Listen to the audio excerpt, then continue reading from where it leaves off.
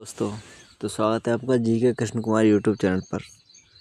तो हम दोस्तों साइंस का अगला चैप्टर पढ़ने वाले हैं, वो है धातु और अधातु।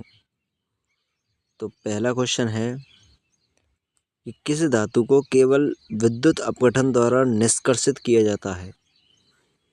ऑप्शन है एल्यूमिनियम, जिंक, लोहा यानी फेरस और कॉपर। तो इसका करेक्ट आंसर है एल्यूमिनियम। तो एल्यूमिनियम को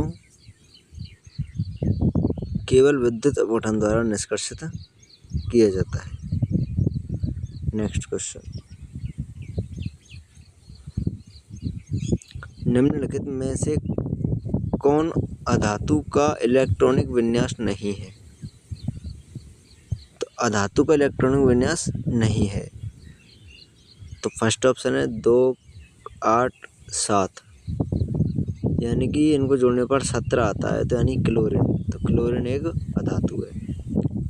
सेकंड ऑप्शन है 2, 8, 6, यानी कि 16, तो 16 पर सल्फर आता है जो कि एक अधातु है। 2, 8, 4, यानी कि 14, 14 पर आता है दोस्तों सिलिकॉन। तो सिलिकॉन जो है दोस्तों वो धातु भी नहीं है और अधातु भी नहीं है, ठीक है। तो third option is correct answer. Next question, उच्च ऊष्मीय चालकता वाली सामग्री की पहचान कीजिए। उच्च ऊष्मीय चालकता किसकी है इनमें से। तो लकड़ी, जल, बर्फ और ऊष्मारोधी ईंट। तो इसका करेक्ट आंसर है बर्फ। नेक्स्ट क्वेश्चन, कौन सी एक चमकीली अधातु है। तो इनमें से चमकीली अधातु कौन सी है। चमकीली अधातु, तो सोडियम, आयोडीन, सल्फर, फास्फोरस। तो वो है आयोडीन। तो आयोडीन एक चमकीली अधातु है। अभिक्रिया zinc plus copper sulphate equal to zinc sulphate plus copper इंगित करती है कि वह धातु जो सक्रियता श्रेणी में नीचे दिखाई देता है वह कौन सा है। तो जिंक, कॉपर +2, जिंक +2 और कॉपर। तो इसका करेक्ट आंसर हो जाएगा कॉपर। नेक्स्ट क्वेश्चन, तनुकृत हाइड्रोक्लोरिक अम्ल के साथ जब जिंक धातु अभिक्रिया करती है तब निम्नलिखित में से किन उत्पादों का निर्माण होता है। तो ऑप्शन है जिंक हाइड्राइड और जल। सेकंड ऑप्शन है जिंक ऑक्साइड और हाइड्रोजन गैस। थर्ड ऑप्शन है जिंक क्लोराइड और हाइड्रोजन गैस। फोर्थ ऑप्शन है जिंक क्लोराइड और जल। तो दोस्तों इसका करेक्ट आंसर क्या है।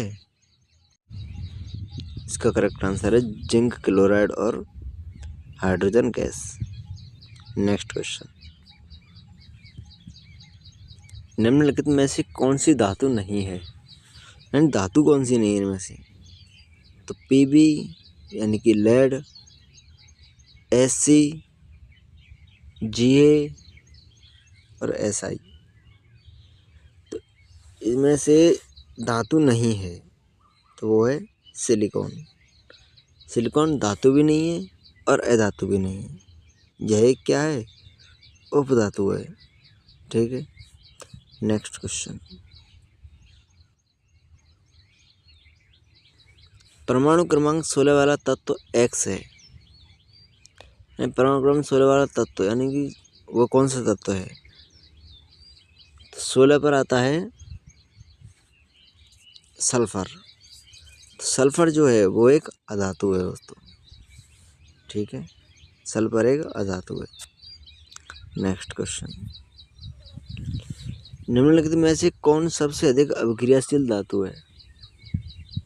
तो सबसे अधिक अभिक्रियाशील धातु वो है पोटेशियम। नेक्स्ट क्वेश्चन,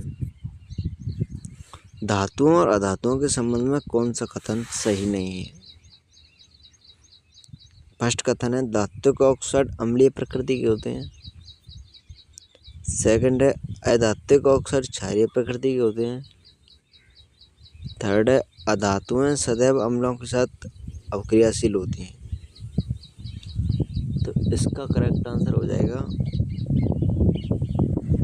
थर्ड, नहीं फोर्थ, क्योंकि ये तीनों ही गलत हैं। धात्विक ऑक्साइड क्षारीय प्रकृति के होते हैं तब ये बात सही होती, और अधात्विक ऑक्साइड अम्लीय प्रकृति के होते हैं ये बात तब सही होती, यानी कि तीनों ही गलत हैं। ठीक है दोस्तों, तो ये हुए दोस्तों धातु और अधातु से संबंधित 10 क्वेश्चंस, यानी मोस्ट क्वेश्चंस हैं। तो इसी प्रकार के क्वेश्चंस देखने के लिए हमारे चैनल को सब्सक्राइब करें। इससे आगे हम कल देखेंगे, तब तक के लिए थैंक्स।